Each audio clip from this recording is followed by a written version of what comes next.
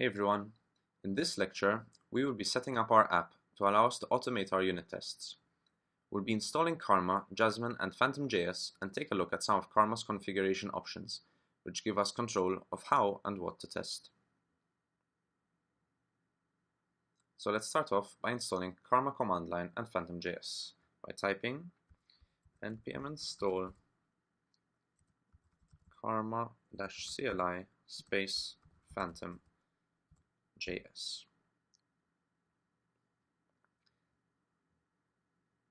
Now we need to install these globally by using the -g parameter so that they'll be available to us from the command line.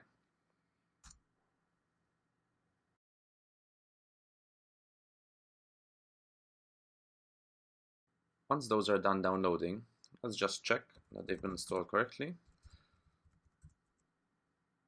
So Karma is available,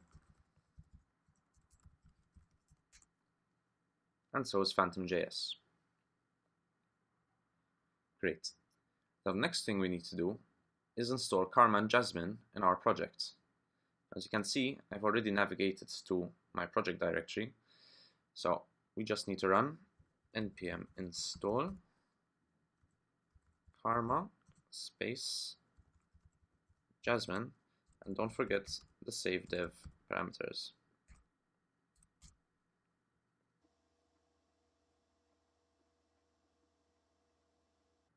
Okay, let's just check that Karma and Jasmine have been added to our project. Head on over to brackets, check the package.json file, and here we find Jasmine and Karma have been installed correctly. We'll also need to install AngularMox since we'll be using it later. So head back on over to terminal, but this time we're going to be using Bower to install it. So go into your app folder and type in Bower install Angular-Mox and save it to the bower.json file.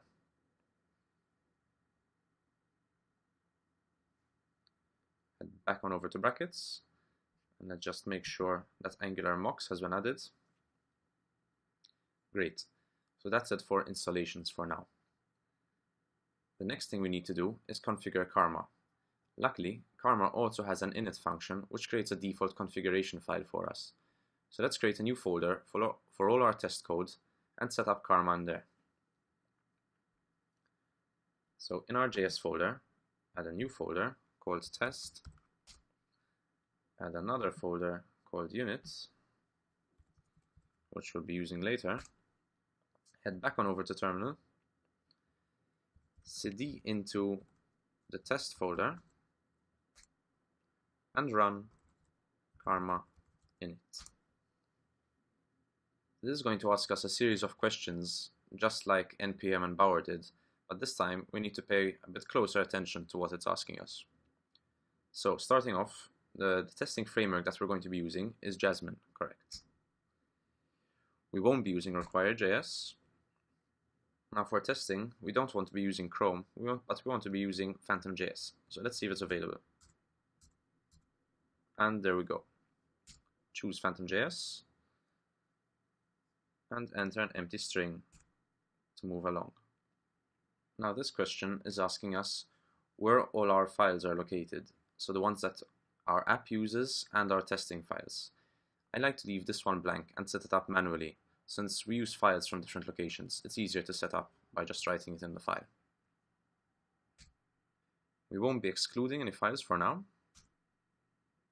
We'll also need to answer yes to this question because we do want Karma to watch for any file changes, so that as soon as we update our app, Karma starts running tests again and informs us whether everything is still working correctly or anything has broken. So just answer yes to this. Great, so our Karma config file was generated. Let's check it out.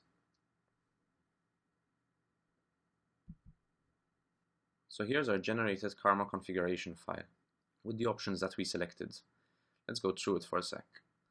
So we didn't specify a base path, so all our options are going to consider the path of the Karma configuration file to be its base path. Where you can see that it selected Jasmine as our framework.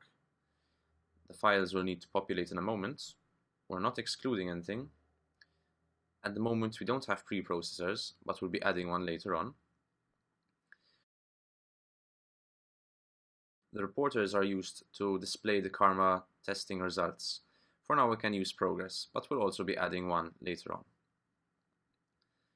Web server ports is the port that we'll be using to run the Karma server, and the one we'll also be using to debug any Karma tests later on. Let's set auto watch to true, just like we want. We want Karma to be watching for any file changes while the server is running. As browsers, we've got PhantomJS set up, great.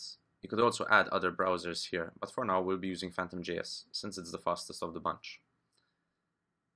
And the final one we need is the single run false, which means that Karma will keep running in the background and testing as we code along. So before we actually run Karma, let's add those files that we left out before.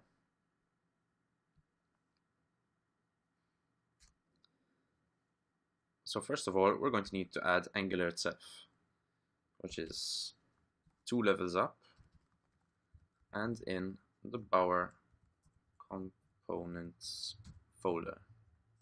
So I've got Bower components, Angular, Angular.js. We're also going to add Angular mocks, which is also in Bower components. So 2 levels up, Bower underscore components, Angular dash mocks slash Angular dash mocks.js. Next, we've got our actual app, so just 1 level up this time, and app.js. And finally, any files in the units test folder, so any JavaScript files to be more specific. Great, let's save our changes, head back on over to terminal, and give it a try by writing karma start and pointing it to the karma config file. So now we've got the Karma server running, but obviously we're getting an error because we don't have any tests yet.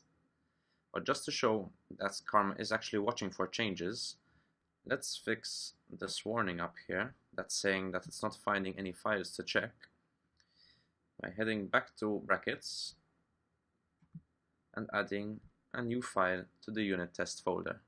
Let's call it testing Angular unit spec.js. And if we head back to terminal, you can see that Karma actually noticed that a file changed and ran the tests again. Great. So in this lecture, we finished setting up our app to allow us to serve up unit tests and automate the whole process. In the next lecture, we'll be taking a look at creating our first unit test. And from then on, we'll keep on expanding the app with new features and keep adding new tests as the app grows.